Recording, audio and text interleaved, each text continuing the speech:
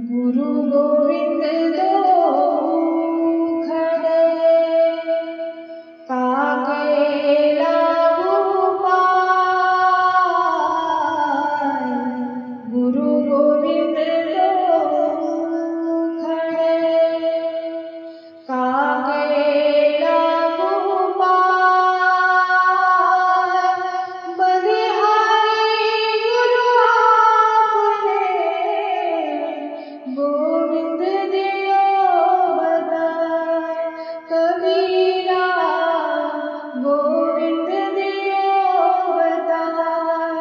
कबीरा गोविंद दियो बताय। श्री देवी शारदा, श्री देव गणेश, प्रभु श्री रामचंद्र, भगवान श्री गोपाल कृष्ण, श्री महारुद्र हनुमान, महर्षि श्री वेदव्यास, श्रीमद आद्य शंकराचार्य, परम पूज्य श्री कबीरदास महाराज, सद्गुरु श्री ब्रह्मचैतन्य महाराज या सर्वांच्या प्रेरणेनं आणि तुम्हा सर्व मंडळींच्या आशीर्वादानं आज तिसरा दिवस आहे, ज्येष्ठ शुद्ध द्वितीया. शुद्ध द्वितीया म्हणले की चंद्रदर्शन लिहिलेलं असतं, पण या पावसाळ्यात कुठलं चंद्रदर्शन होणार आहे. पण तरीसुद्धा चंद्रदर्शनाचा जो एक भाव आणि अर्थ आहे तो एका वाक्यात पाहून पुढे जाऊया. चंद्र हा भाव आहे, कारण भाव हे आपले रसात्मक असतात आणि चंद्राला रसाधिपती म्हणतात. म्हणजे पुष्णामी चौषधी सर्व सोमो, सोम म्हणजे चंद्र, सोमो भूत्वा रसात्मक. चंद्र हा रसात्मक आहे. साहित्यात रस असतात, भावनांचे रस असतात. त्यांचा अधिपती कोण आहे? स्वामी, तर तो चंद्र आहे.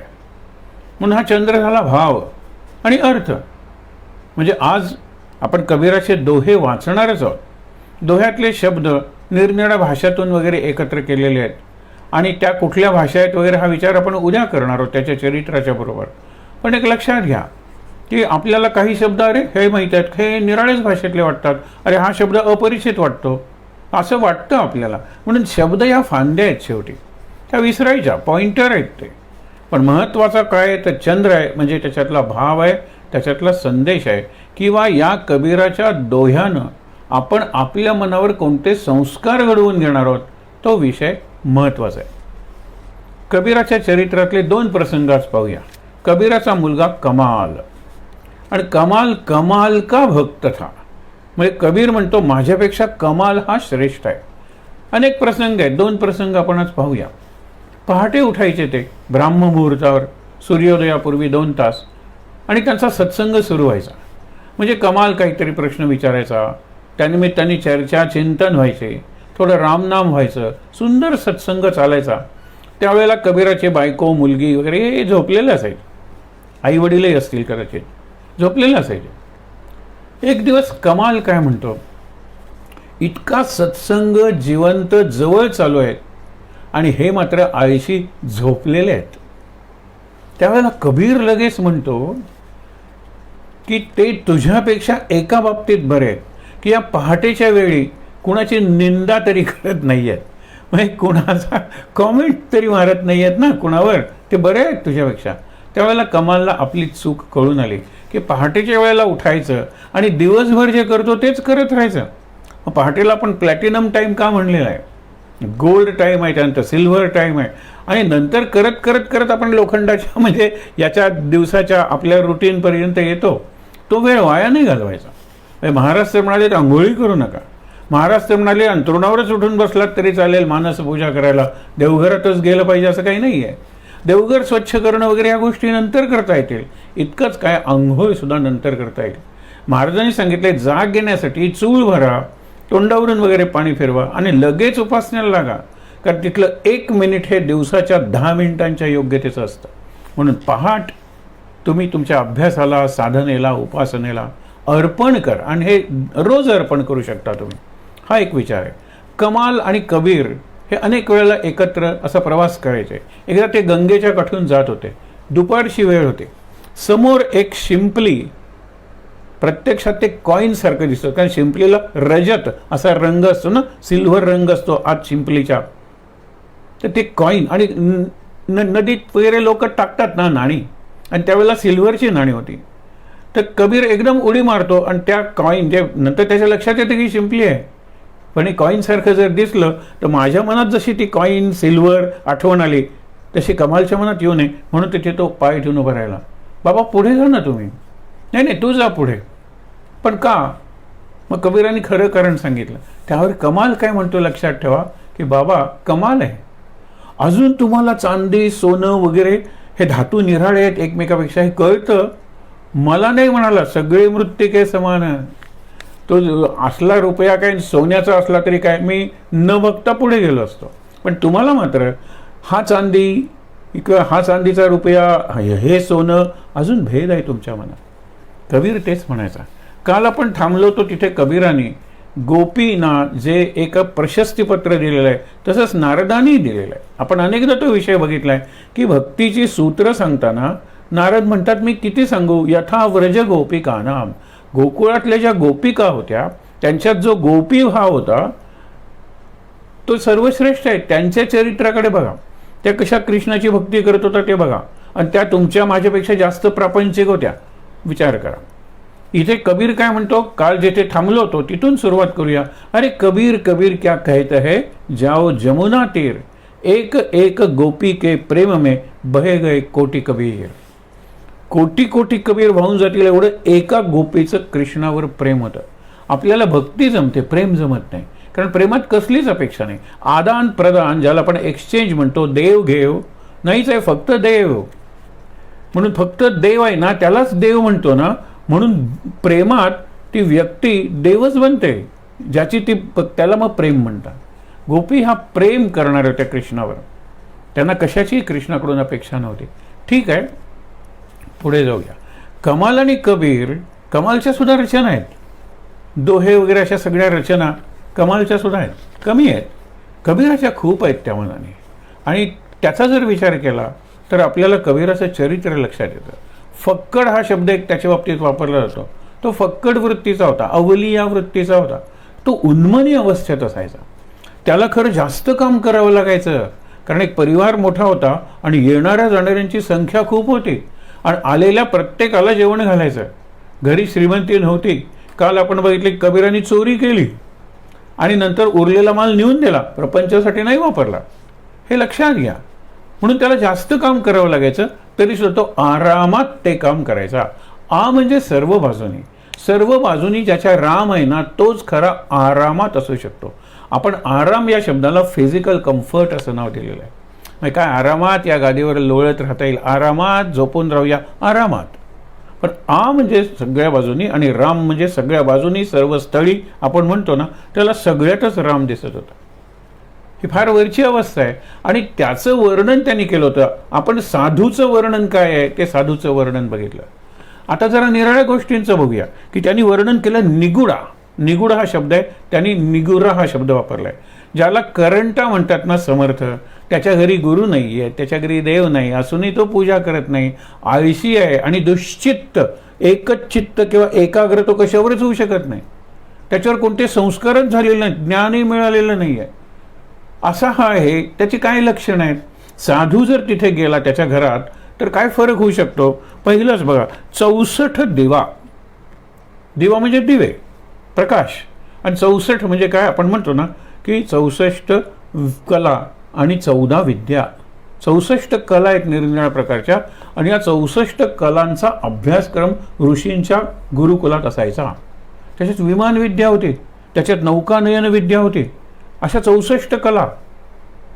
त्या कलांचे दिवे घेऊन जरी तुम्ही गेलात, आणि 14 चंदामाही, 14 विद्या निरनिराळ्या प्रकारच्या, आपण म्हणतो धनुर्विद्या, निरनिराळ्या प्रकारच्या विद्या घेऊन गेलात तर या निगुड्याच्या घरात अंधारच आहे. कारण का, तेही घर किसका चांदना, म्हणजे चांदणी.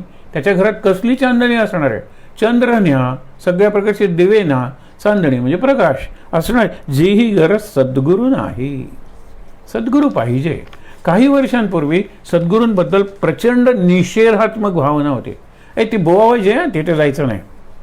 त्याच्यानंतर जरा नकारात्मक आली, निषेधापेक्षा नकार बरा. निषेध इज प्रोटेस्ट. आणि इकडे जस्ट सेईंग नो, नाही तुझा जायचं असेल तसा, मी येणार नाही. नंतर लोकांनी आता गेल्या काही वर्षात अनुग्रह घ्यायला सुरुवात केली, उपासना करायला सुरुवात केली. ते आपल्या गुरुच्या गावीला किंवा त्या समाधी स्थळाला वरचीवर भेट द्यायला लागले. पहिल्यांदा त्यांनी गुरुचा फोटो आणून देवघरात ठेवला आणि नंतर असं कळत करत त्यांनी हॉलमध्ये सुद्धा लावला. आणि आता अनेक जण अभिमानाने सांगतो आम्ही अनुग्रह घेतलेला आहे, या गुरूंचा घेतलेला आहे, आम्ही अशी उपासना करतो. म्हणजे आता तो काळ मागे पडलेला आहे ज्यावेळेला गुरु महाराज स्वामी अशांची भक्ती करणाऱ्यांना मूर्ख समजायचे. कारण सगळे गुरु भोंदू, सगळे साधू भोंदू कबीराच्या काळीही होते. कबीराचा काळ तुकारामाच्या आधीचा आहे. तुकाराचे झाले साधू, किती भोंदू साधू झालेले आहेत. आज तर ते प्रमाण जास्त वाढलेलं आहे. परंतु आपली गुरुकडे बघण्याची दृष्टीच नाही. काल आपण थांबलो होतो, पाणी तुम्ही जर गाळून पिता, कुठली वस्तू तुम्ही जर चाळून घेता, तर गुरु नको घ्यायला.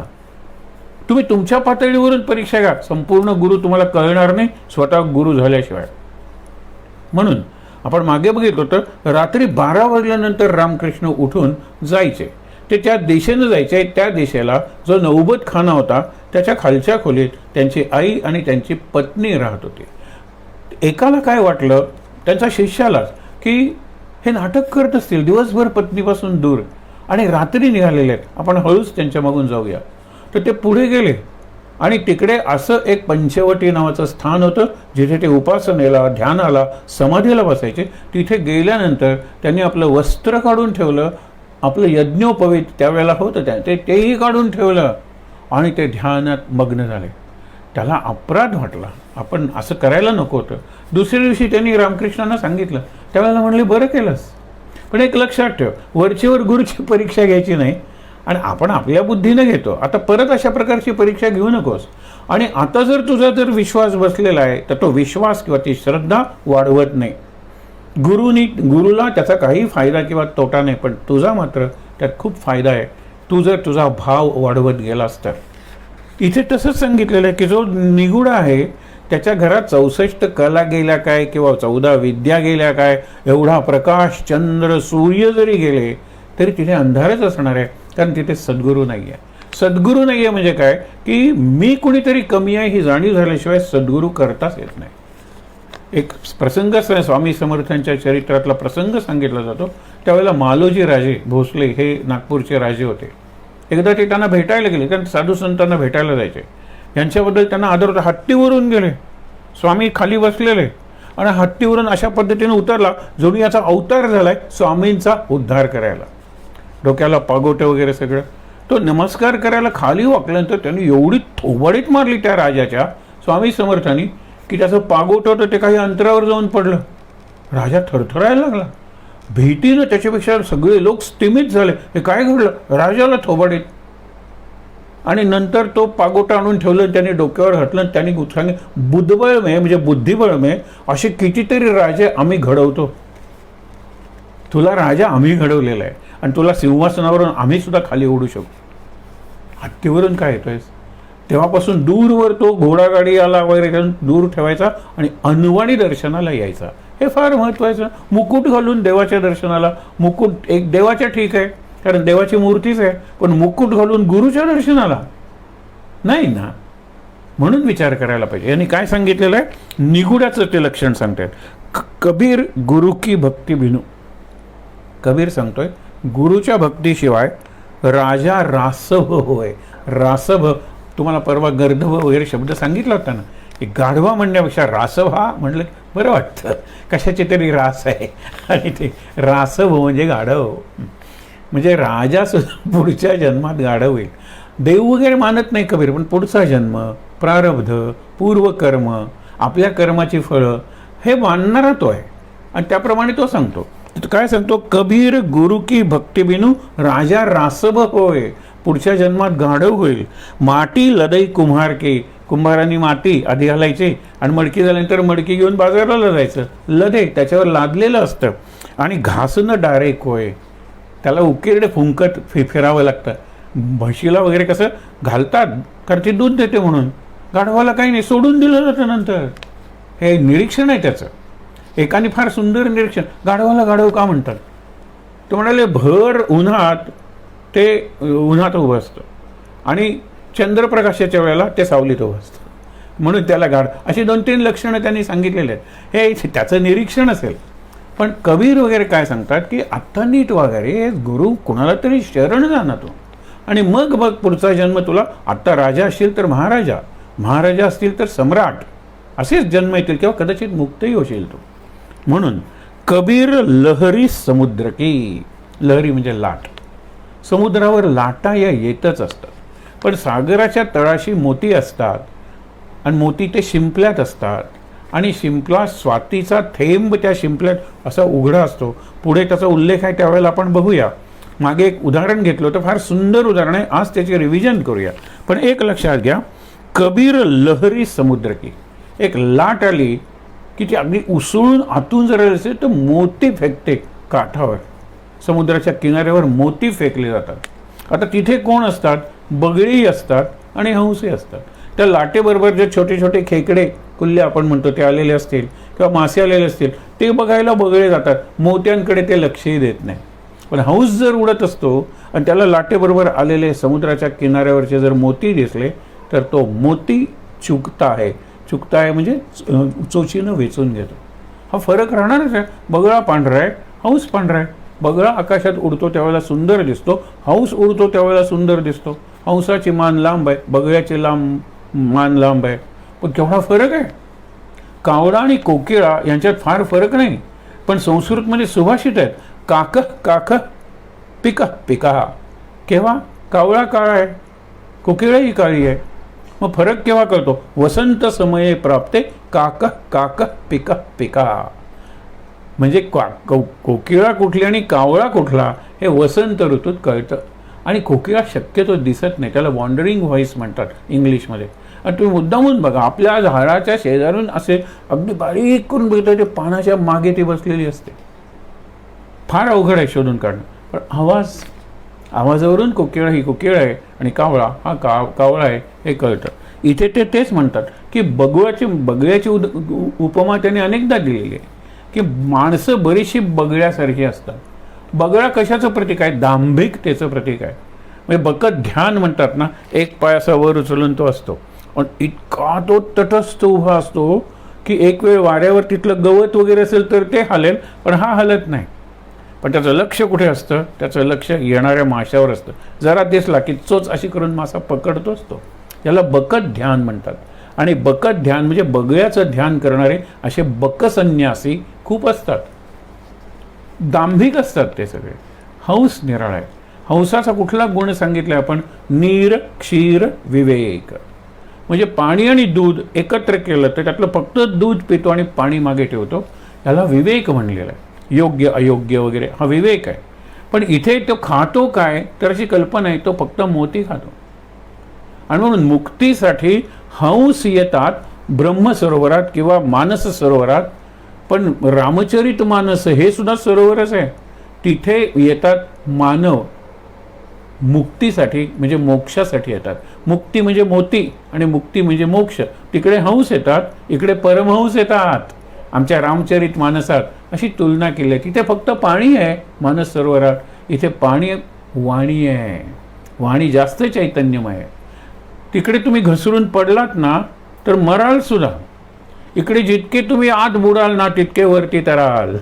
कारण हा सगळ्या आध्यात्मिक ग्रंथांचा हा विशेष आहे की जितके बुडाल ना तितके तुम्ही तराल, वरती याल. म्हणून सांगितलेलं आहे, कबीर लहरी समुद्र की मोती बिखरे आय, बगुला परख न जाणे, हंसा चुनी चुनी खाय. निवडून निवडून हंस मोती खातो आणि ह्याला त्याची पारखच नाही. आपण अनेक भाषेत म्हणी असतात. गाढवाला गुळाची चव काय, ही एक म्हण आहे. पण ही म्हण कुठल्या शहाण्या माणसांनी काढली माहीत नाही. कारण त्याला कसं कळलं गाढवाला गुळाची चव नसते. बंदर क्या जाने अद्रक का स्वाद, हे तू बंदर झाल्याशिवाय तुला कसं कळणार आहे. पण आपण आपले ते म्हणी बनवलेले आहेत. आणि म्हणून इथे सांगितलं आहे, महाराजांनी विनोदाने म्हणलेलं आहे ना, तुम्ही काय सांगितलं, काही उपयोग नाही. गाढवासमोर वाचली गीता. म्हणाली इथे गाढव कोण आहे? नाही, मुलं किती सांगितलं, नाही मुलांना गीता वाचूनही उपयोग होत नाही, तरी तू गाढवा परत त्यांना गीता वाचून दाखवतो. हे ते वाचणारा गाढव आहे, ऐकणारा गाढव नाही आहे. दिशा विचारांची बदलली ना की जीवनात मजा येते. पुढे सरवर तरवर संतजन और चौथा बरसे मेह, 4 गोष्टी सांगितलेल्या आहेत. एक सरवर म्हणजे सरोवर, दुसरं तरवर म्हणजे तरुवर, तरु म्हणजे वृक्ष, संतजन आणि बरसे मेघ म्हणजे वर्षणारा ढग. नुसता ढग नाही, 2 ढग नावाचा एक लेख होता, फार सुंदर. अरे बघ मी कसा सोनेरी आहे, चंदेरी आहे, माझं काय वैभव आहे, वर वर मी जातो आणि तू कसा खाली खाली जातोयस, काळा कलुटा. त्यावेळेला तो म्हणतो मी बाबा असाच आहे. आणि हा वरती जातो कापसासारखा, आणि सूर्याच्या तर आणखीन तो चंदेरी दिसतो, स्वतःवरच खुश आहे तो. आणि ज्या वेळेला तो पावसाचा काळा ढग बरसायला लागतो त्यावेळेला खाली शेतकरी नाचतात, धन्यवाद धन्यवाद वगैरे, शेवटच्या थेंबापर्यंत तो बरसतो. आणि नंतर हा म्हणतो अरे हा गेला कुठे.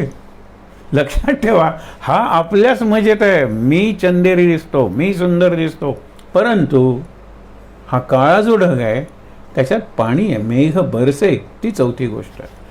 आपण निबंध लिहायचो ना पूर्वी, कुणाची आत्मकथा, त्या आत्मकथेचा पहिला पॅरेग्राफ काय असायचा की मी कसा जन्मलो, म्हणजे माझ्यावर ठोके मारले गेले, मला खेळे मारले गेले, बॉक्ससुद्धा एखादी सांगते, बेंचेस सांगतात, वेदना होत होत्या त्यावेळेला.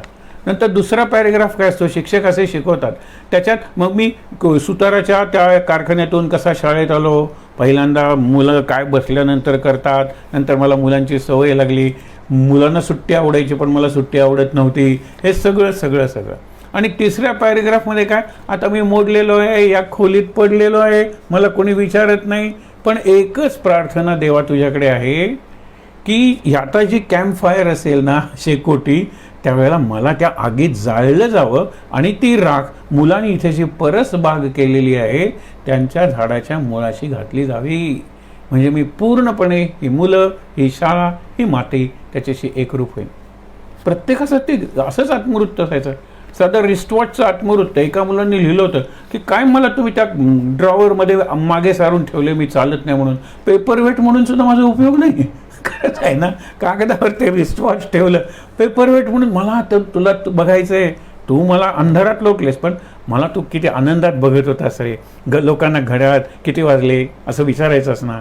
आणि आता मी दृष्टीसमोरच नको आहे, पण मला तू दृष्टीसमोर हवायस की रे. हे उभय नातं आहे. आत्मकथा वस्तूंची लिहायची, कारण का वस्तू जिवंत आहे, त्याच्यात चैतन्य आहे, त्याच्यात देव आहे. आणि वस्तू प्रत्येक आपल्याला कोणता संदेश देते की शेवटच्या क्षणापर्यंत आणि शेवटच्या कणापर्यंत दुसऱ्याच्या उपयोगी पडू दे. त्या या 4 गोष्टी. सरोवर स्वतःचं पाणी कधी पित नाही, उन्हाच्या उष्णते सूर्याच्या उष्णतेनं वाफ झाली तरच. सरोवर स्वतःच नाही, पण कोणाला येणाऱ्या जाणाऱ्यांना ते जणू काही खुणावत आहेत, थोडं तरी पाणी पिरे. पूर्वी सरोवराचं नद्यांचं पाणी पिण्यासारखी परिस्थिती होती. आम्ही सुद्धा लहानपणी नद्यांना आंघोळीला जायचो, त्यावेळेला प्यायचो. आम्हाला आई वगैरे सांगायची चूळ ठुंकायची नाही तिथे, अरे तिथलं पाणी प्यायचं, कारण तो स्नान करतोयस ते पवित्र स्नान आहे, मग तो आणखीन पवित्र बनणार आहेस त्या नदीच्या स्नानाने. म्हणजे सरोवर हे शेवटच्या थेंबापर्यंत कुणाला ना कुणाला तरी आपलं पाणी उपयोगी पडावं अशीच त्याच्या मनात भावना असते. त्याच्यानंतर तरुवर, हे तर कितीदा बघितलं आहे, झाडाचा प्रत्येक भाग. आणि कबीर वगैरे सारखेच म्हणतात की एका फांदीला जर जास्त आंबे लागले तर ते खाली येते, आणि मुलांना सुद्धा एक तोडा रे मला, न्या रे मला. आणि ह्याचं लाखाचं उत्पन्न किंवा बँक बॅलन्स कोटी झाला किंवा 10 लाख झाला असं होतं, कोटी नंतर असं होतं, नंतर असं होतं. मुलाला सुद्धा सांगतो आपण श्रीमंत झालेलो आहोत, असं वाकून नाही चालायचं. त्यावेळेला मुलगा विचारतो, आई आणखीन बाबा श्रीमंत झाले तर मला नाही ग असं चालता येणार. त्याचं धनुष्य झालेलं आहे. माणसाचं उलट आहे, जरा काही 4 पैसे मिळाले की आत ताट होतो. आणि इकडे उलट आहे, जितकं जास्त ढगात पाणी तितके ढग खाली येतात आणि बरसतात, जितकी जास्त फळं फांदीला ती फांदी खाली वागते. म्हणून सरोवर म्हणजे सरोवर, तरुवर आणि संतजन. संतांचं तर काय सांगायचं, जगाच्या कल्याणा संतांच्या विभूती, देह कष्टविती उपकार. किती कष्ट आहे आपण मागे बघितलं ना, तुकारामाला एक जण सांगतो की मला तालुक्याच्या गावाला जायचं आहे, काम आहे वगैरे, तू एवी तेवी काय भंडाऱ्याच्या डोंगरावर जाऊन विठ्ठल विठ्ठल करणार. माझ्या शेतात मी मचाण बांधलेलं आहे, कारण कणसं आलेली आहेत, पाखरं येतात आणि त्रास देतात, तेव्हा तू तिथे बस, गोफण वगैरे मार. तसं बुजगावणे मी केलेलं आहे शेतात, पण तू जाऊन बस, तिथे बसायचं, तिथे बस, विठ्ठल विठ्ठल पांडुरंग पांडुरंग म्हणून गेले. मचाणावर त्यावेळेला 10-15 पक्षी होते. हे चढून मचाणावर गेले त्यावेळेला सगळे पक्षी उडून गेले. त्यावेळेला तो म्हणतो, पांडुरंगा मी इतका वाईट आहे की पक्ष्यांना सुद्धा माझी भीती वाटावी. काही नाही, जोपर्यंत पक्षी माझ्या खांद्यावर आणि पागोट्यावर येऊन बसत नाहीत तोपर्यंत मी ताठ बसणार. आणि पक्ष्यांची फीस्ट सुरू झाली की हा काही डोळे उघडत नाही आहे, बसल्या पाहिजेत त्या चिमण्या माझ्या खांद्यावर पागोट्यावर. त्या चिमण्यांना बरं वाटलं. ते म्हणाले, ते जे बुजगावणं आहे ते निदान हलतंय तरी, हे बरं बरं आहे. आणि सुंदर तो त्या चिमण्यांच्या सहवासात शेत फस्त केलं. त्या आल्यावर विचारतो की तुका चुकलंच माझं, तुला सांगितलं. तो म्हणतो, हे बघ, मी जरा निराळ्याच दृष्टीने त्या पाखरांकडे बघितलं, पण तुझं जे काही नुकसान झालं असेल ना ते मी भरून देतो. दिलं पाहिजेस हां? हो म्हणाला. आणि नंतर तो म्हणतो की दरवर्षीपेक्षा 1.5 आले पीक. तो म्हणतो, पांडुरंग पांडुरंग. परंतु सगळ्यात जर तो पांडुरंग आहे तर माझी भीती कोणाला वाटतं का मला? असा तो आहे. त्याला साधू म्हणतात. देह कष्टविती उपकार, मज निरंतर जागविती, काय वानो देवा संतांचे उपकार, मज निरंतर जागविती. म्हणजे ते सतत जागे असतात की नाही.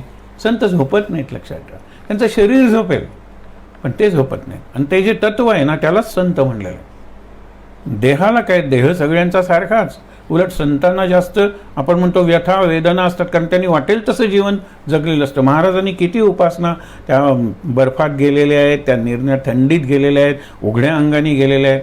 मग त्याचा एक परिणाम, एक घटक म्हणून त्यांना तो अस्थमा वगैरे झाला. समर्थांचं जीवन तसंच होतं.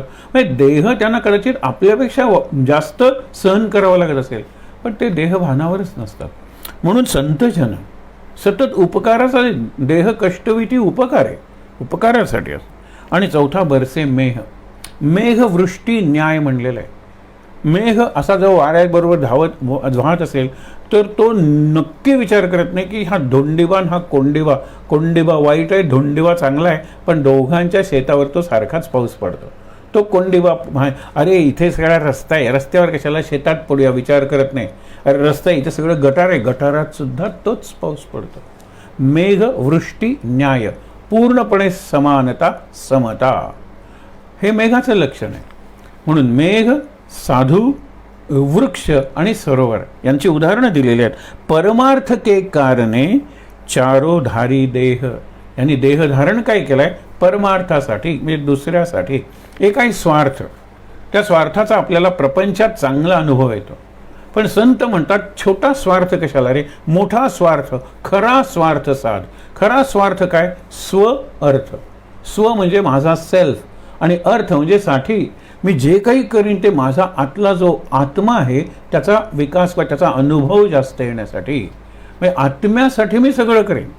आत माझी सुधारणा होईल, अंतरंगाची सुधारणा होईल म्हणून मी सगळं करेन. हे महत्त्वाचं आहे ना. त्याच्यासाठी देह धारण करायचा असतो. स्वतःचेच भोग, स्वतःचेच, त्याला छोटा स्वार्थ म्हणलेला आहे. म्हणून महाराज म्हणायचे ना, स्वार्थ खरा साधार आहे. आणि त्यासाठी काय? नित्य तुम्ही नाम गायनी जागा. जागा माझं निरंतर जागविते, तुम्ही जागे राहा. आणि त्यासाठी काय? मी पण जाळून या जगी वागा. तुम्हाला झोप येते कारण मी पण, अहंकार तुमच्यात जास्त आहे. अहंकार जसजसा कमी होईल तसतशी झोप कमी होईल. हे देहाची होईल का? हो, देहाची सुद्धा होईल. तत्व जशी आपण म्हणतो ना, सगळा विषय सांगत नाही, पण उपासना खरीच करायला लागलो आणि उपासनेचा अनुभव यायला लागला की आपल्याला आपण हलके झालो असं वाटायला लागतं. वजन वगैरे कमी झालेलं असेलही, कारण आहार कमी करतो आपण, जास्त वेळ कामात उपासनेत राहतो, त्याचा परिणाम असेलच. परंतु सगळ्यात महत्त्वाचं म्हणजे काय की मला अनुभव येतो की मला आता कमी झोप पुरते, मला आता कमी अन्न पुरतं, मला आता कमी पाणी चालतं आणि तेवढीच माझी कार्यक्षमता आहे. झोप कमी घेतली तरी मी पेंगुळतो असं नाही आहे. मी अन्न कमी खाल्लं तरी माझी शक्ती जाते असं काही नाही आहे. विचार करा, मी आहे तसा आहे. आणि हळूहळू ते कमी कमी व्हायला लागतं, गरजच कमी होते. आणि एकदा तर तुम्हाला मागे सांगितलं होतं, रमण महर्षीनं प्रश्न विचारला की साधकानं सुरुवातीच्या काळात किती झोपावं. त्यावेळेला म्हणायचे कोण प्रश्न विचारतोय हा? म्हणा मी विचारतोय. हा मी दाखव बरं. मग त्याला दाखवता येत नाही ना, सगळे शरीराचेच भाग दाखवता येतात, मी कुठे दाखवता येतो? तर मी आत आहे, तो बुद्धीच्याही पलीकडे आहे. मग तो आत जर आहे आणि त्याच्यामुळेच जर सगळं होतं तर तो झोपेल कशाला? त्याला झोपायची गरज काय? म्हणजे तू जर मी किती झोपावं असं म्हणत असेल तर तुझा शुद्ध मी, खरा मी, त्याला झोपायची गरजच नाही आहे. हां, देह असेल तर मग तुझं काम काय, तर कष्टाचं काम असेल तर जास्त झोपायला पाहिजे. कमी कष्टाचं काम असेल तू लवकर उठून उपासना करू शकतोस. हे महत्त्वाचं आहे. म्हणून इथे काय सांगितलेलं आहे? चारोधारी देह, ते देह धारण करतात ते परोपकारासाठी. हे साधूचं लक्षण आहे. पुढे काय? साधू ऐसा चाहिये. ते काय सांगतात?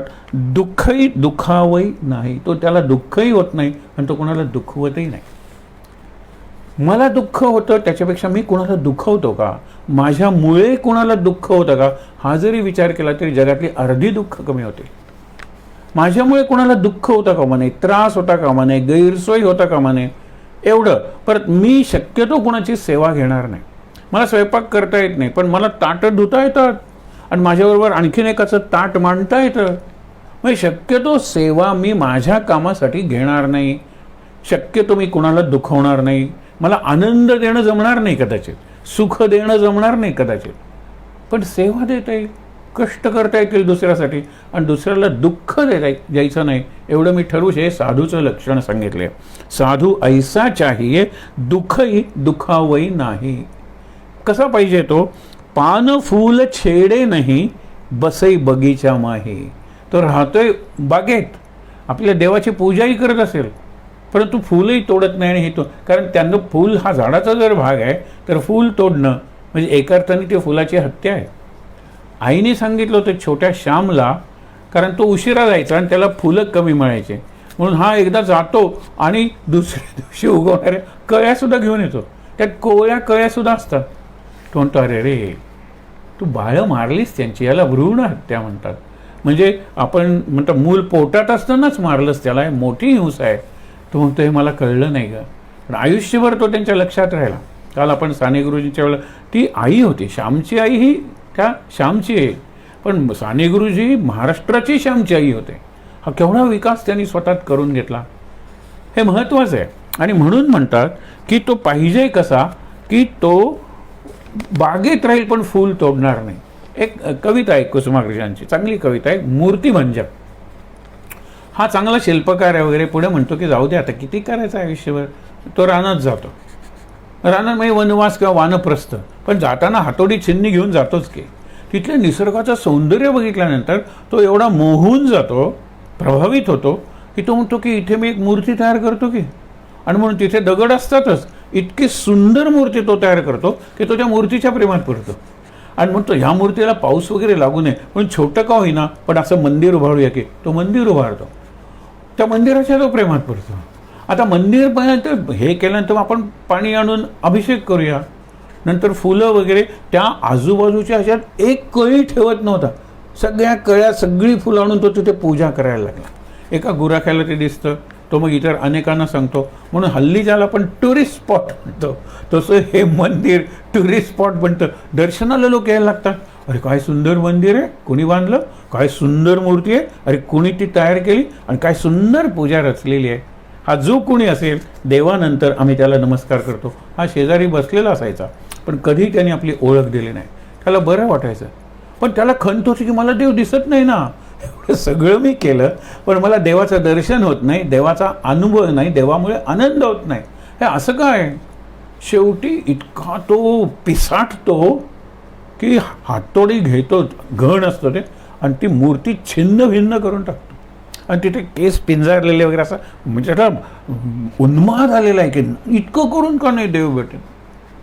म्हणजे त्याचा कुठेतरी असा समज झालेला असेल की मी देवाची मूर्ती तयार केली म्हणजे मी देवाला आय मेकर दॅट गॉड, म्हणजे त्या देवाचा मी करता आहे, देवाचं मी निर्माता आहे, असा कुठेतरी भाव निर्माण झाला असेल. सगळं आता लोक येतात वगैरे म्हणतात की अरे कालपर्यंत मूर्ती होती, ही मूर्ती कोणी फोडली. हा शेजारी बसला होता, केस पिंजारलेला वगैरे, कपडे अगदी विस्कळीत झालेले असे. त्यावेळेला म्हणतात हाच असला पाहिजे तो मूर्तिभंजक. हा त्यांनी मूर्तीपूजक म्हणून कधी त्याच्याकडे बघितलं नाही, मूर्ती शिल्प तयार केलं म्हणून कोणी बघितलं नाही, हाच तो मूर्तिभंजक. त्यावेळेला तो आकाशाकडे बघत असतो आणि तो आकाशाचा असीम निळेपणा, ते क्षितिज, ती हिरवी वनस्पतीची सृष्टी बघता बघता त्याला देवाचं दर्शन होतं आणि तो मुक्त होतो. म्हणजे अशा अर्थाची एक कथासुद्धा आहे, पण सांगतो तुम्हाला.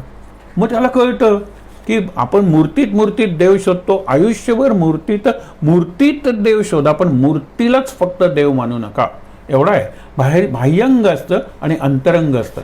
हे कबीर अंतरंगाचा उपासक आहे.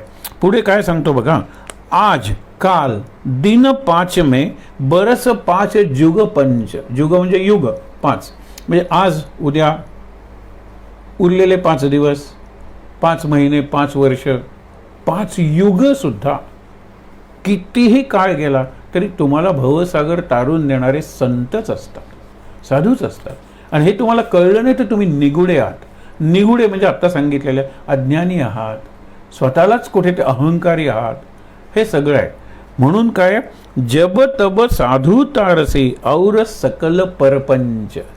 म्हणजे साधूच फक्त अध्यात्माची मूर्ती आहे किंवा अध्यात्माचं कार्य करतो, बाकी सगळा प्रपंच. प्रपंचाचा हिंदीतला किंवा कबीराला अभिप्रेत असलेला अर्थ थोडा निराळा आहे. महाभारत अलीकडचं जर तुम्ही बघितलं तर त्यावेळेला माधव ऐसा प्रपंच करेगा ये मुझे किसकी कल्पना तक नहीं थी. शकुनी म्हणतो, कारण मुझसे बडा प्रपंची और कोई नहीं है. इथे प्रपंच म्हणजे संसार करणारा नाही, तर कारस्थान करणारा, कट कारस्थान करणारा, षड्यंत्र हा शब्द वापरतो ना, ते तयार करणारा. म्हणून तो साधू कोणत्याही काळात तुम्हाला तारून नेतो, तोच फक्त खरा आहे, बाकी सब परपंच. ही सगळी माया आहे, हे सगळं कट कारस्थान आहे. तुम्हाला मोहात गुंतवून ठेवून या मनुष्य जन्माचं सार्थक करण्याऐवजी मनुष्य जन्माचा विनाश किंवा नासाडी तुम्ही करून घेता म्हणून. हे एक फार महत्त्वाचं आहे. म्हणून त्यांनी सांगितलेलं आहे साधू विहंगम. हा शब्द बघा, विहंगम. विहंगम म्हणजे एका अर्थाने पक्षी, विहंग म्हणजे पक्षी. आता कितीही पाण्यात जाणे सुसर वगैरे असेल तर त्यांना पाण्याचा काठ ही मर्यादा आहे की नाही. जमिनीवरून जाणाऱ्याला जमीन मर्यादा आहे की नाही. आकाशात पक्षी उडतात, त्यांना कुठली मर्यादा आहे, त्यांना कुठली दिशा आहे. साधू विहंगमासारखे असतात, हे लक्षात ठेवा. म्हणजे सांगितले मुक्त असतात, तर मनमौजी असतात, ते आपल्या मस्तीत असे उडत असतात. साधू विहंगम. आणि दुसरं विहंगम सुरसरी. सुरसरी म्हणजे गंगा. गंगा सुद्धा मुक्तपणे वाहते. गंगेला काठ निर्माण होण्यापूर्वीची गंगा बघा ना, ती वाहत आली आणि वाहत आल्यानंतर मुक्तपणे वाहिली आणि मुक्तपणे वाहता वाहता मग तिचा प्रवाह तयार झाला. त्यांना असे ठरीव घाटातून, म्हणजे त्याला पाट म्हणतात, मग पाट बांधले तर मग गंगेचं पाणी पाटातून वाहील, पण एरवी ती मुक्त आहे. साधू विहंगम सुरसरी. सुरसरी म्हणजे देवांची सरिता, गंगा आपण म्हणूया. जो जो गलिया निकसे, म्हणजे ज्या ज्या गलीतून जातो साधू त्या गल्लीचं हे काय करतो, कल्याण करतो. एका साधूची गोष्ट सांगितली जाते की तो समोर येणाऱ्यांना एवढं स्वागत करत असतो, त्याचं दर्शन घ्यायला लोक दारात येऊन थांबतात की अरे आता ही वेळ झालेली आहे, साधू आपल्या गल्लीतून जाईल. तो म्हणजे ज्या गल्लीतून जातात तिथे प्रकाश निर्माण करतात, आनंद निर्माण करतात, लोकांचं कल्याण करतात. असा हा साधू आहे. लोक थांबायचे त्याच्यासाठी येऊन, त्याचं दर्शन घेतलं की आता आनंद आनंद. देवाला भीती वाटली की एक दिवस या साधूने सांगितलं की मला स्वर्गाचं राज्य पाहिजे, तर आपल्याला विशेषतः इंद्राला वाटलं सिंहासन रिकामं करावं लागेल.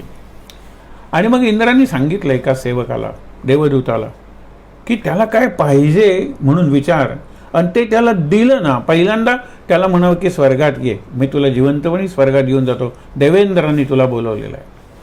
त्यावेळेला तो म्हणतो की स्वर्गात दुकानं आहेत का? तो म्हणतो सगळी एवढी लयलूट आहे सगळ्या गोष्टींची, दुकानं नाही आहेत.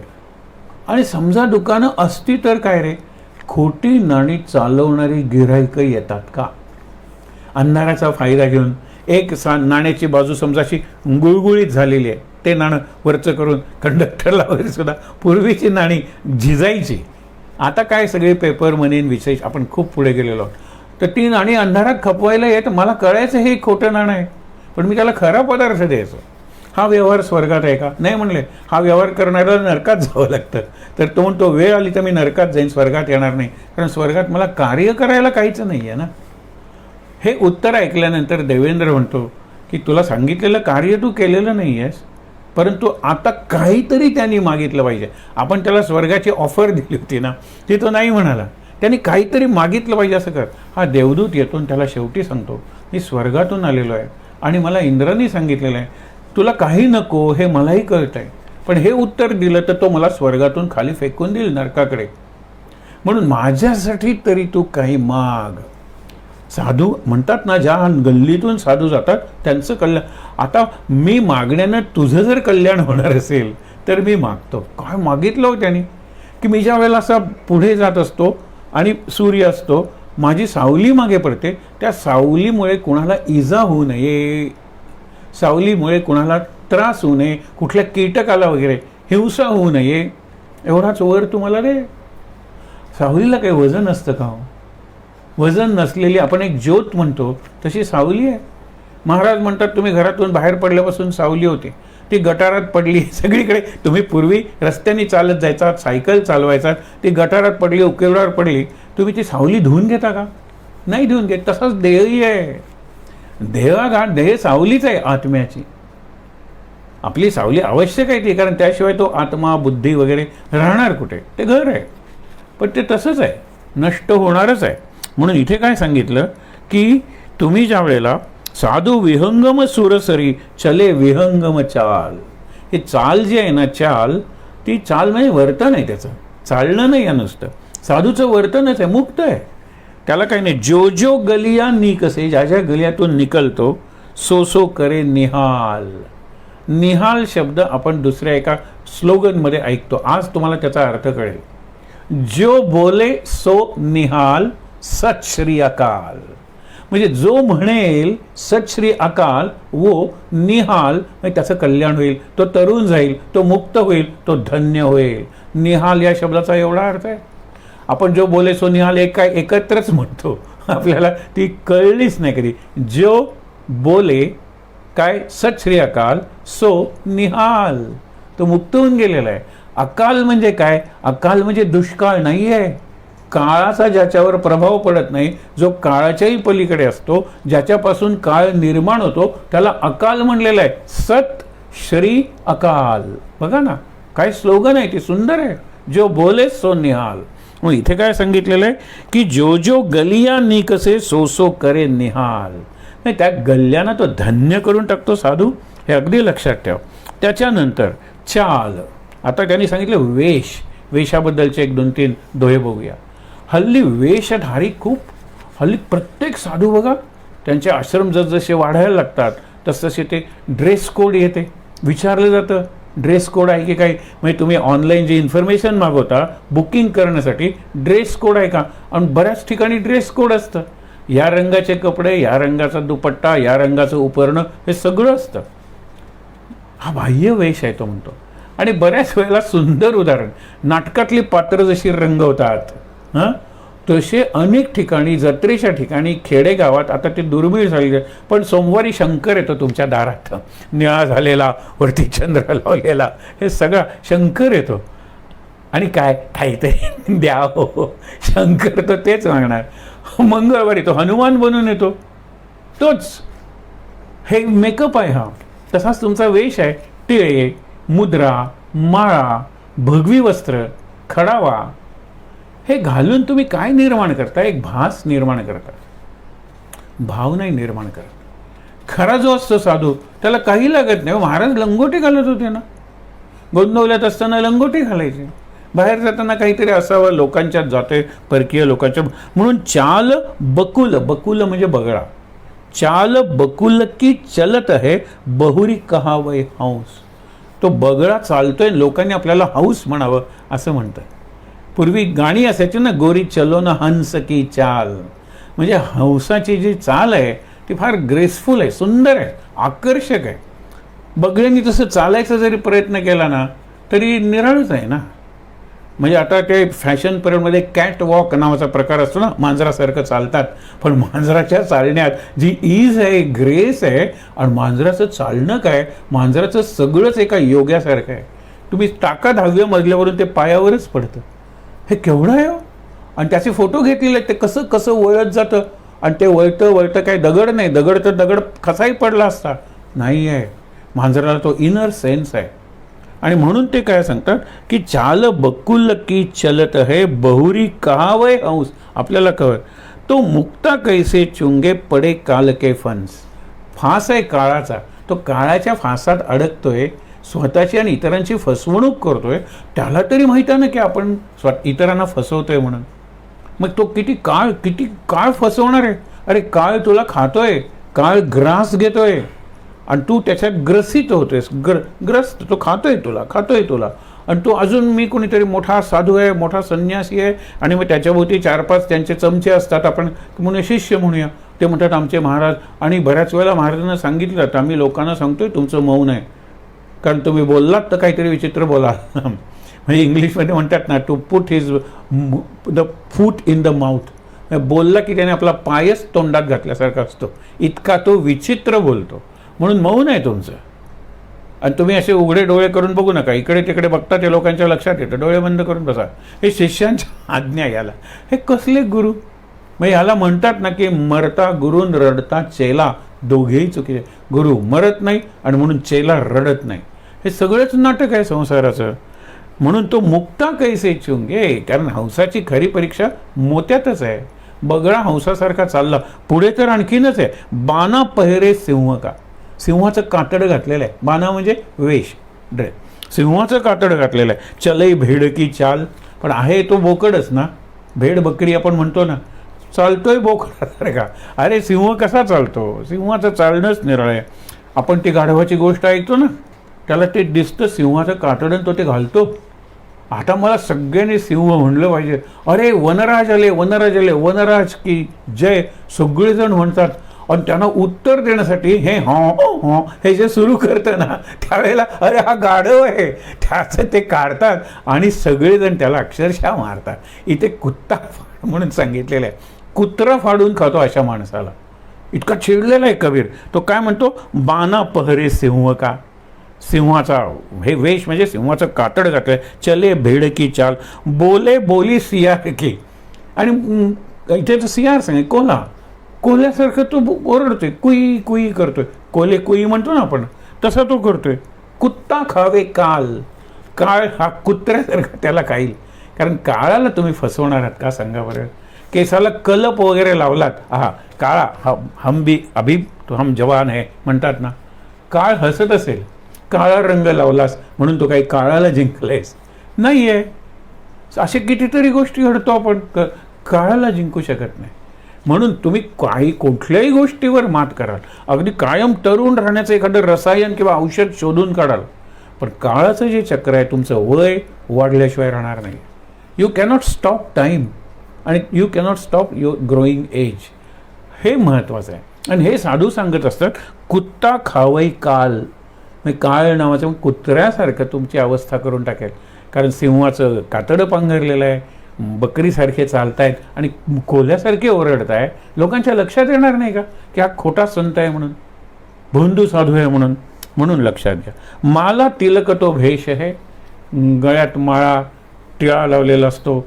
शैव असतील तर आडवा, हे असतील तर उभा, वैष्णव असतील तर हे सगळी इथे मुद्रा वगैरे लावतात. वारकरी असतील तर हे सगळी नाटकं करता येतात. हा ही मेकअपच आहे की तुम्ही मुद्दामून जर तीर्थक्षेत्रात गेलात, जरा बाजूला बघितलं तर सकाळी आंघोळ झाल्यानंतर 1 तास जवळ ज्या साधूंचा मेकअप चालू असतो, ते आंघोळ केस धुतले असतील तर ते काढून ते सगळं करत असतात.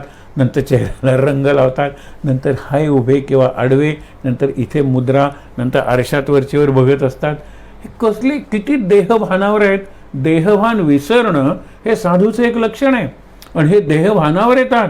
इतक्यात कोणीतरी सांगितलं, अहो तुम्ही आज आडवं 3 घ्यायला. अरे नाही, याचं का मी विष्णूचा भक्त आहे आणि आडवं काय लावलंय. बरं झालं तू सांगितलंस. जाऊन परत कपाळ पुसून येणार आणि ते लावणार. विचार करूया आपण. हे बाह्य लक्षण आहेत. या बाह्य लक्षणावरून आपण अंतर्परीक्षा करणार आहोत का. आपण स्वतःचं अंतःपरीक्षण करूया.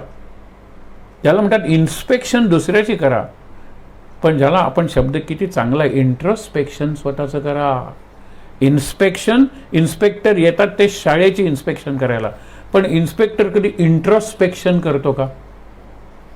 एका मुख्याध्यापकाने एका इन्स्पेक्टरला विचारलं, कारण तो इन्स्पेक्टर त्याचा विद्यार्थी होता, त्याला विचारलं की तुम्ही इन्स्पेक्शन करताना ठीक आहे, आता इंट्रोस्पेक्शन कधी करणार? म्हणजे काय, तो विचारतो. सोपं आहे. स्पेक्ट म्हणजे बघणं, स्पेक्ट्स आपण म्हणतो, ते दोन्हीकडे सारखंच आहे. तुम्ही दुसऱ्याचे दोष काढता आणि स्वतःच्या, म्हणजे फॅक्ट फाइंडिंग मिशनवर आलायत का फॉल्ट फाइंडिंग मिशनवर आलायत? आमच्या शाळेत काहीच चांगलं नाही तुम्हाला दिसत, त्याला फॅक्ट फाइंडिंग म्हणतात, आणि फक्त फॉल्ट. कावळे आहात तुम्ही. हाऊस नाही आता ह्या गोष्टी चांगल्या आहेत, दुसऱ्याला जाऊन सांगेन, दुसऱ्या शाळेत मी ही उदाहरणं देईन. हाऊस नाही आहेत, हे चुकतंय ते चुकतंय, चोची मारायच्या. कावळ्याला चोच मारायला मेलेले उंदीर रस्त्यावर टाकतो आपण, तिथे चोच मारायला खूप आवडतं. जिथे घाण आहे, जिथे क्षत जखम आहे, तिथे तो चोची मारत राहतो. आणि हाऊस नाही तसा ना. म्हणून सांगितलेलं की बोली बोलेस यार कुत्ता खावे काल, माला तिलक तो भेष आहे. भेष म्हणजे वेश आहे. माला तिलक, तुकाराम म्हणतात ना की तुम्ही व्रत करा, एकादशी गरा माळा तुळशी असोवा नसो. तुळशीची माळ म्हणजे तुम्ही वारकरी झालात का? टिळा लावला वगैरे वारकरी झालात का? गळ्यात माळ नाही, गळ्यात माळ आणि तुळशी असोवा नसो. तुळशीची माळ केव्हा? पण व्रत करा एकादशी. आणि व्रत म्हणजे शिस्त आहे. एकादशीची शिस्त आपण कितीदा तरी बघितलेलं आहे. म्हणून माला तिलक तो भेष आहे, रामभक्ती कुछ और. रामाची भक्ती करते आणि हनुमंतासारखं तुम्ही आलात नाही आहे, ते नाटक आहे. हे तुम्हालाही कळतं आणि इतरांनाही कळतं.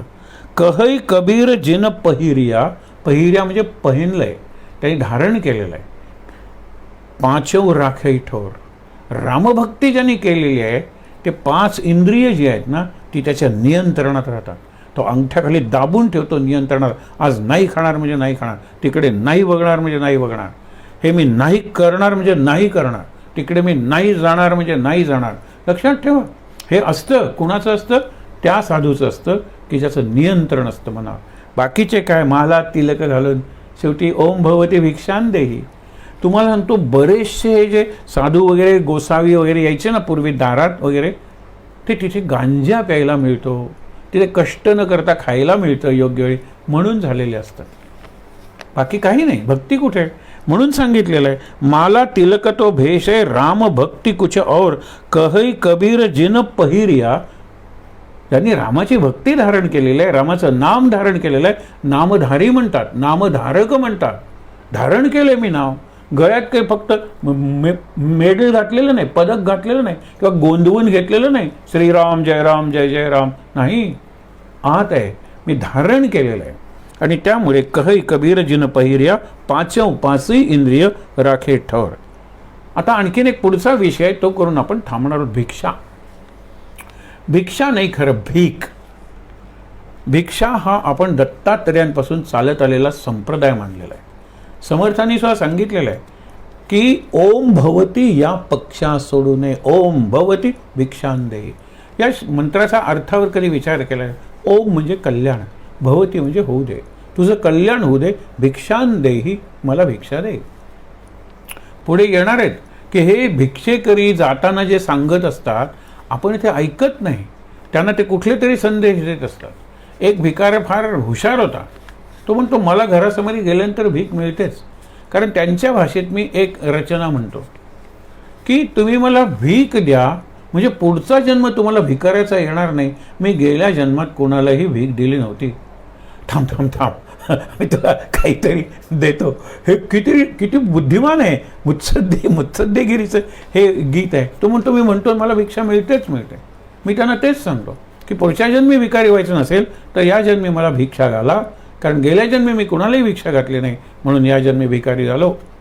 हे विचार करा. म्हणून पुढे सांगितलेलं आहे मांगन मरण समान है. मागू नका, ही याचना करू नका लाचारीनं. महाराज तर म्हणायचे माझा परमार्थ मिंधा नाही आहे की तुम्ही शिधा दिलात तरच उत्सव साजरा होईल. मनाच्या श्लोकाचं कशी रचना झाली ते आपण बघितलं होतं ना, की शिवाजी महाराजांची म्हणून शिधा यायचा, शिवाजी महाराज कुठल्या तरी लढाईत गुंतले आणि समर्थांना शिधा जो एक महिनाभर आधी येत असेल, कारण का ते निवडायला नकोत का, आणि त्यावेळेला चक्की कुठे ते जात्यावर मग प्रत्येकाला काही काही देत असतील, 5-5 शेर किंवा पायली, मग ते धान्य दळून आणत असतील. नाही म्हटलं तरी काही हजार लोक यायला लागले होते. समर्थ असतानाची गोष्ट आहे. त्यावेळेला रामाचा उत्सव होता, दासनवमी नव्हती, रामनवमी होती, तरी सुद्धा समर्थ आहेत म्हटल्यानंतर लोक यायला लागले. आणि 1 महिना झाला शिधा आलेला नाही आहे, 15 दिवस झाले शिधा आलेला नाही. समर्थ शांत आहेत, तर अजून शिधा आला नाही. बायका म्हणायला लागल्या, आज काय करायचं एवढ्या कमी वेळात कशाला, आणि उत्सव तर गुढीपाडव्याला सुरू होणार, 9 दिवसाचा उत्सव. त्यावेळेला ते चिडून म्हणाले, आम्ही काय कोणाचे खातो रे, तो राम आम्हाला देतोय. त्याच दिवशी त्यांनी निश्चय केला, 10-1 दिवस उरले असते उत्सवाला. कल्याणाला सांगितलं, सगळे झोपल्यानंतर माझ्याबरोबर ये, राम घडीत घेऊन भरपूर लेखन साहित्य घेऊन ये. म्हणून समर्थांच्या काही कुबड्या असायच्या ना, त्या पोकळ असायच्या, त्यांच्यात 2 असे ते नोड्स असतात ना, गाठी, तो असे करून त्याच्यामध्ये कागदाच्या अशा सुरळ्या ठेवलेल्या असायच्या, एका याच्यात लेखण्या ठेवलेल्या असायच्या, शाईची दौत म्हणतात ते इंकपॉट ते ठेवलेलं असायचं. घेऊन चला या घेऊन. आणि त्यांनी सांगायला सुरुवात केली, गणाधीश जो, आणि शेवटी म्हणे दास विश्वासता मुक्तिभोगी. गणाधीश जो पासून मुक्तिभोगीपर्यंत अखंड त्यांनी एक सांगितले आणि ते लिहून घेतले आणि म्हणाले, आता एकेका श्लोकाच्या अशा तुम्ही चिठ्ठ्या तयार करा, आपल्या रामदासांना द्या आणि बरोबर झोळी द्या. घरासमोर उभं राहायचं, 1 श्लोक म्हणायचा, जय जय रघुवीर समर्थ म्हणायचं, काही वेळ थांबायचं, दुसऱ्या घरी जायचं. हे किती वेळ थांबायचं असं आपल्या शास्त्रात सांगितलेलं आहे. एका गाईचं दूध काढून होईतोपर्यंत, एका गाईचं दूध काढायला जर 5 मिनिटं 10 मिनिटं तेवढंच तुम्ही थांबा. माय माय म्हणत अर्धा तास थांबू नका त्यांच्या दारासमोर. आपण स्वाभिमानी आहोत, आपण त्यांना दान द्यायला लावून त्यांच्यावर उपकार करतोय, कारण दाता पुण्य करत असतो आणि घेता आहे ना तो पुण्य करत नसतो, त्याचं तेवढं पुण्य कमी होत असतं. हे विचार करा ना तुम्ही. म्हणून मग त्याच्या केल्या समर्थांचं ते ऐकल्यानंतर आपण गमतीनं बघितलं होतं, आज पुन्हा बघूया. आलाय सकाळपासून आता दष्टपुष्ट होते रामदासी, भीक मागायला आले, करा दार बंद. आतल्या कोणीतरी सांगितलं, तेवढ्यात त्यांनी सांगितलं, मरे एक त्याचा दुजा शोक वाहे, अकस्मात तोही पुढे. काय दारुगड काय म्हणलात तुम्ही, पुन्हा म्हणावर. मग थांबा, तर या झोळीत काय देणार आहे, मला 5 गुळाच्या ढेपा द्यायच्यात, मी पोचवतो मंदिराकडे. गाडी धान्य आलं. विचार करा, हे मनाच्या श्लोकांचं सामर्थ्य आहे, हे समर्थांचं सामर्थ्य आहे, हे राम नामाचं सामर्थ्य आहे. विचार करा. आणि मग आपल्या लक्षात येईल की हे जे सांगतात की मागण मरण समान आहे, हे मागणं याचे तर महाराजांनी समर्थांनी सांगितले की माझ्या मागे जगदीशाशी मागत जावे, जगदीशाशी शरण जावे, जगदीशाशी सांगत जावे. मी असताना शिवाजी महाराज आहेत, कारण शिवाजी महाराज एका आपण मान्यता आहे की त्या मान्यतेप्रमाणे अनुगृहीत आहेत, शिष्य आहेत. पण तुम्ही शिवाजी महाराजांच्याकडे जाणं आणि मागणं ही लाचारी आहे. अरे रामाचा उत्सव करता, तो राम पाहून देईल ना, तो त्यांना नाही दुसऱ्या कोणाला तरी प्रेरणा देईल आणि आपल्याला तो धान्य आणेल.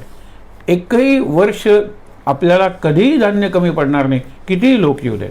कबीराकडे अनेक लोकांना ते जेवायला पाठवायचे आणि बायको म्हणायची, काही नाही आहे ते तू शिजव आणि वाढ. हे अनेकदा हे महाराजांच्या चरित्रात, असे प्रत्येक संतांच्या चरित्रात उदाहरण आहे. सगळ्यांना वाढलं तरी केलेला स्वयंपाक होता तेवढा होता. याला सिद्धीचं अन्न म्हणतात. मग कबीराच्या कितीतरी परीक्षा, त्यावेळेला की तो जो सुलतान होता लोधी नावाचा, त्यांनी तो तुझ्या विरुद्ध सांगतो, तो अल्लाह म्हणत नाही, तो राम म्हणतोय, तो आहे मुसलमान, असे कान भरल्यानंतर आग पेटवून त्याला आगीत टाकून दिलं. या अतिशयोक्त असतात दंतकथा. कबीराला काही झालं नाही. हत्ती खाली तोडवून कबीराकडे बघून हत्ती पळून गेला. त्यावेळेला त्यांनी सांगितलं, रे हा कुणीतरी मोठा आहे माणूस, आणि म्हणून त्याला कसलं राम काय घेऊन बसला, तो त्याच्या एक योग्यतेचा झालेला आहे, तो रामच झालेला आहे. रहीम म्हणतो त्यावेळेला तो रहीमच झालेला आहे. तुम्ही काय त्याच्याशी तुलना करताय तुमची. आणि म्हणून शेवटी मांगन मरण समान आहे, तोही दईमय सीख कहई कबीर समुझाय के मती मांगे कोई मांगे भीक. हे मत लोकांच्याकडे मती मागावं, हे मागू नका, मागण्याची बुद्धी होऊ नका, किंवा मत मागो, दुसऱ्याकडे काही मागू नका. जे मागायचं ना ते आपल्या गुरुंना सांगा ना, रामाला सांगा ना, तो त्याची चक्र फिरवेल, तो त्याची बटणं दाबेल. लक्षात ठेवा. आणि कोणाकोणाकडून काय येईल अगदी विचार तुम्हाला करता येणार नाही. म्हणून ते म्हणलंय ना की अनंत हस्ते कमलाकराने, कमलाकर किंवा कमलावर देता किती घेशील दोकराने. तुला अनंत हस्त्याने ही सगळा जनता जनार्दन आहे तो द्यायला तयार आहे, 2 हाताने तू घेणार आहेस किती. म्हणून तुम्हाला सांगतो की इथे सांगितलं कहई कबीर समुजाय के मती कोई मांगे भीक. भीक मागू नका, भिक्षा मागा. भिक्षा ही दुसऱ्यासाठी मागितलेली असते, चांगल्या कार्यासाठी मागितलेली असते. भीक फक्त स्वतःसाठी आणि लाचार होऊन मागितलेली असते. कधी कधी आता तर भिकारी फसवे नाटकंच असतात, त्यांच्या मुलांना शिकवले असते वारा वगैरे, आणि नंतर तुम्ही नाही म्हणल्यानंतर ते गाणं म्हणत निघून जातात लगेच. बोटं वगैरे गेलेले आहेत वगैरे, आणि नंतर लगेच टाळ्या वाजवून किंवा कारण त्यांना माहीतच आहे सिग्नलला गाडी थांबली की ते नाटक करायचं, सिग्नल सुरू झाला की आपण आपल्या गड्डे खेळतील एरवी अंगण दिसत नाही वगैरे, काही नाटकं करतील. म्हणून सगळ्यात चांगलं म्हणजे कुणाला काही देऊ नका, कारण देणं आहे ना ते व्यक्तीला नका, संस्थेला द्या, आणि ती संस्था चांगली असेल तर चांगलंच आहे. कहई कबीर समुजाय के मती कोई मांगे भीक, उदर समाता अन्नले. पोटात मावेल तितकंच तुम्ही खा, अजीर्ण होईल तितकं खाऊ नका. तन ही समाता चीर. चीर म्हणजे वस्त्र, म्हणजे आपण म्हणतो ना पोटापुरता पसा पाहिजे, हे तेवढं मिळालं. तुम्ही म्हणाल ह्याच्यात पुढे काय मिळवणार आहात? अरे समाधान मिळवणार आहात, आणि त्या समाधानातून तुम्ही यशाची शिखरं गाठणार आहात. सगळं भरपूर अन्न वगैरे आहे काय प्रश्नच नाही, 7 पिढ्यांना पुरेल इतकं माझ्या घरात आहे सगळं, पण मूल नाही, पुढच्या पिढीचा पत्ता नाही, 7 पिढीची तू उदाहरणं सांगतोस. हे आपलं असं होतं. म्हणून काय सांगितलं, उदर समाता अन्नले तनही समाता चीर, अधिकही संग्रह ना करे तिसका नाम. तिसका म्हणलेलं आहे आपण, उसका जिसका म्हणतो ना, तिसका म्हणजे त्याचं नाव फकीर. इथे आपण थांबूया. कबीर हा असा फकीर होता.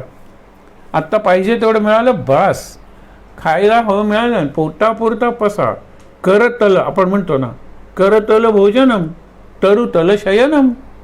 बस. दत्तात्रेयांकडे काय होतं, ही झोळी वगैरे आपण दाखवतो, पण एरवी काहीच नाही, दिगंबर आहेत ते, त्यांच्याकडे काही नाही आहे.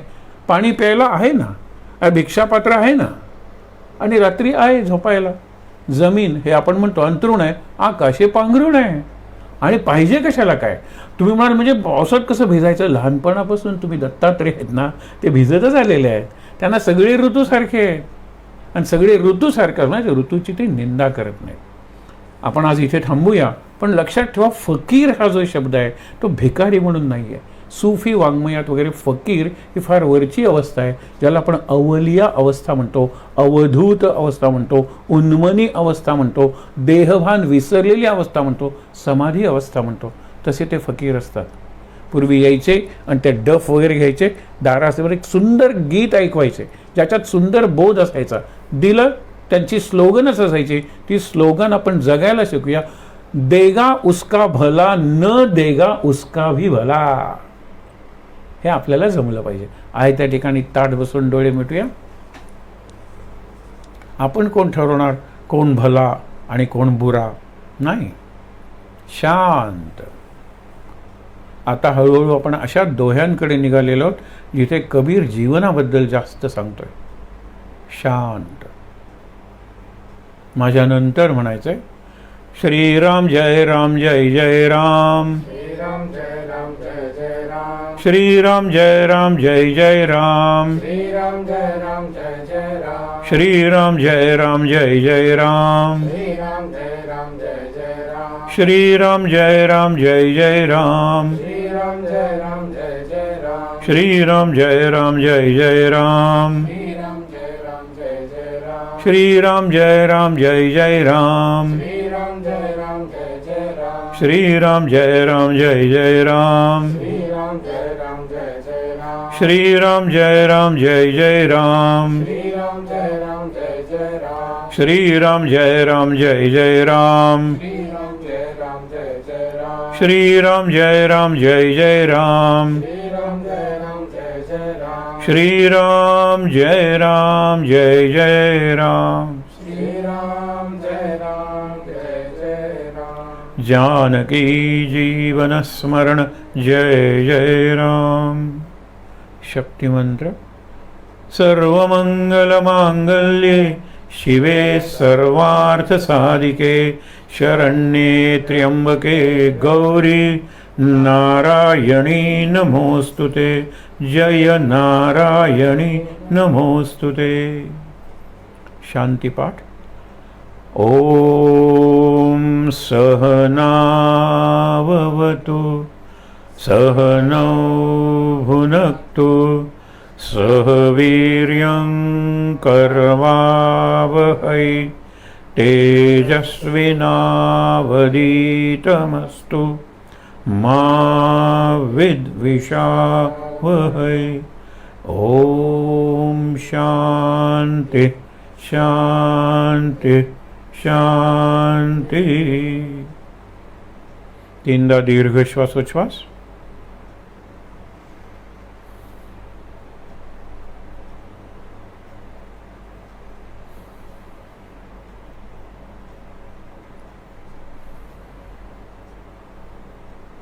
हातावर हात सोडून चेहऱ्यावर आणि डोळ्यांवर सोडायचे.